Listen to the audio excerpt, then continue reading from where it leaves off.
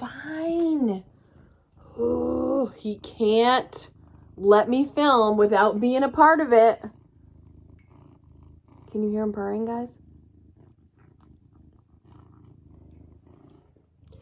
If you want to be prepared for the worst case scenario and have your budget ready for anything, keep watching.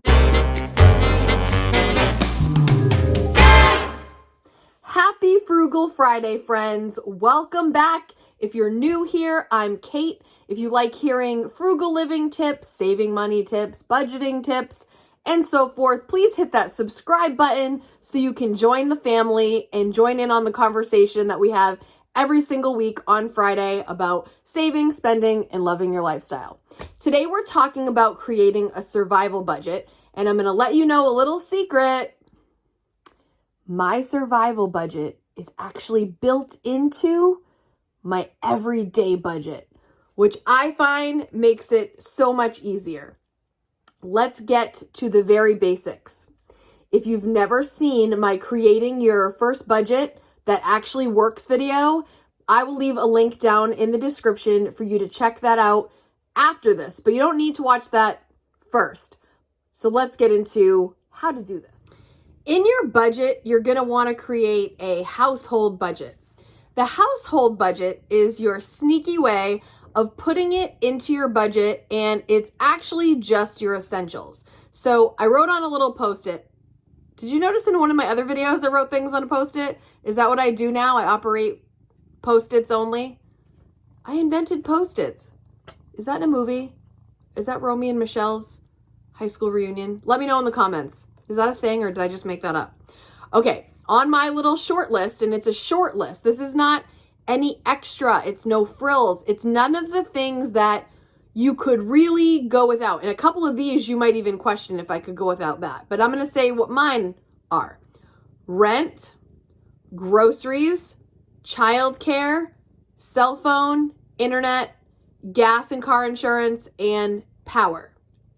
The rent, you got to keep a roof over your head. So your rent or your mortgage.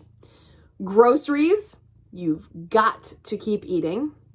Childcare, depending on what the situation is, whether you'll be home or you wouldn't be home, that's a thing. If you don't have kids, hey, don't even worry about that one. For me, cell phone, I need to have a phone to communicate, and internet so I can keep talking to you guys. And gas for the car, say you lost a job, you're going to be needing to go to interviews, and you need car insurance, of course, to drive that car. And then power, people. You got to have the lights on, right? You got to be able to see. You got to be able to, keep those lights on in the house. So this is already built into my budget. So I know that if anything ever happened, that budget right there, this budget right here, fancy Post-it budgeting, I have to have enough money to cover that. Now, when you're planning your emergency fund, and if you didn't see my emergency fund video, I'll leave that down below. Think about this. So say for example, your monthly expenses are, let's just say $2,000. If your monthly expenses are $2,000, and that's what I'm talking about, like the core budget, the household budget, the no frills budget, then, your emergency fund hopefully is 3 to 6 months of that. It's of this, it's not of the other stuff. It's not your piano lessons, and it's not your massages, and it's not out to eat. This is like bare bones, and even some of this you might even dispute. I'm talking about the stuff to keep the lights on, keep your life going without a horrible, horrible impact on your family. Okay? So that's my budget built into my budget. Now, I only have four categories in my whole budget. Know that this is essential because this is what everything else is kind of contingent upon paying this, right? You've got to pay this. These are the things. And again, they don't have to be exactly mine, but think about what it is that you have to. If you have other expenses, I don't really have any others that couldn't go.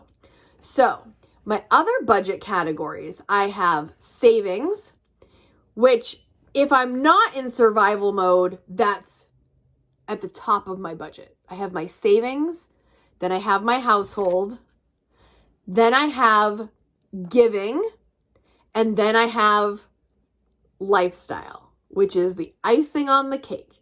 Everything in my lifestyle budget, like my lifestyle line items, none of that has to happen. None of that I can't live without. That's a lifestyle choice. It's icing on the cake is what I always call it. So when you're preparing your survival budget, just focus on the things that you need every single month. And the other stuff, when it's worst case scenario, can wait. Why is it even important to talk about this? Well, I think it is a really great strategy to be prepared for the worst, but also be expecting a place of abundance. You guys know mostly how I think. If you've been here in any capacity for any length of time, I'm a positive person. I think that things are going to be great, but you've also got to strategically plan for them. And I like to do it both ways. So with this budget that I've created, it's easy to see. And if you saw in my EveryDollar series, I don't know if I already said that yet, I will link it down below so that you know how to use EveryDollar if that's your thing. If not, check out the other one, the Creating Your Budget, that actually works. That's just pen and paper. But when you look at it, if you're looking at EveryDollar, it shows you the percentages and the totals on the side. So like right now, when you look at mine, you'll see savings and my retirement. I call it my future Kate category. So that's like for future Kate in the future, and it shows you all the totals on the side. Then I've got this budget. I keep saying this, the household. And on the side, it'll say it's this percentage of your budget, which I don't really get too caught up in the percentages, but it'll tell me this is what you're spending in this group. So I know that worst case scenario, I need that amount.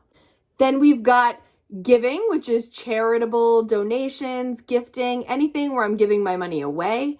And then we have lifestyle, which is all the things I want to spend money on, going out to eat, any of that kind of stuff, which can be just taken away, easy breezy, lemon squeezy, if I had to. And like I always say, this might be the perfect way for you. You might hear the way I'm describing this and say, wow, 4 categories, that sounds so simple to me. And one of them I can easily just pull out, worst case scenario. That makes sense. That's helpful. Thanks, Kate. I'm going to do that. But if that's not the way that you want to look at your budget and it's not helpful, I understand that there's 8 million other YouTube videos that are going to tell you how to budget. One of them will speak to you. Whichever one it is, use that, because I just want you guys to get in the habit of knowing where your money is going, knowing what you need to get by, in this case, in worst case scenario that we're discussing today, and just be prepared.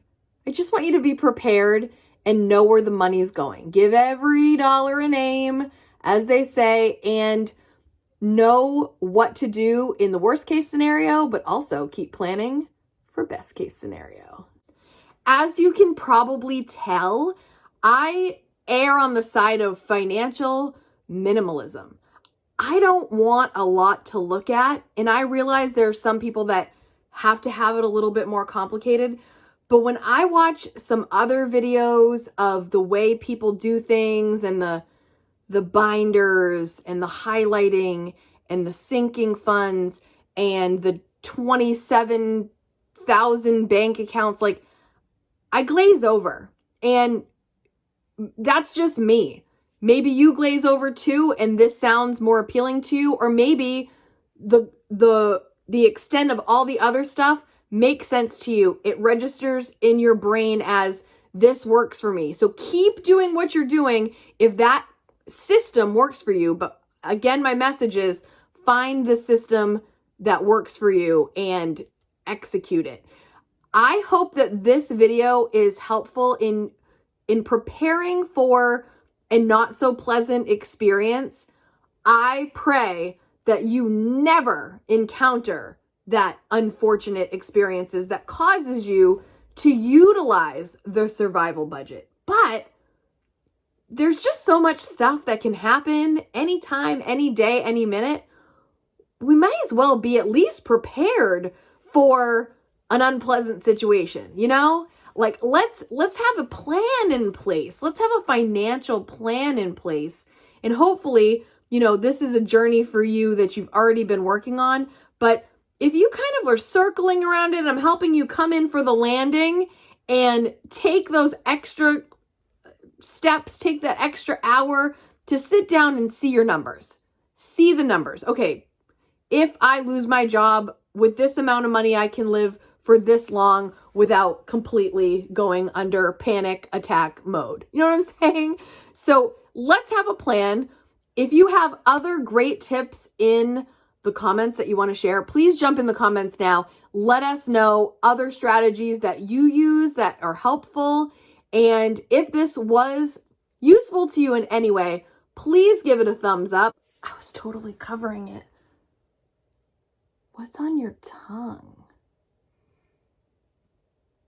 Gatorade. Yeah. I didn't know. Oh my gosh. I had no What is idea. happening?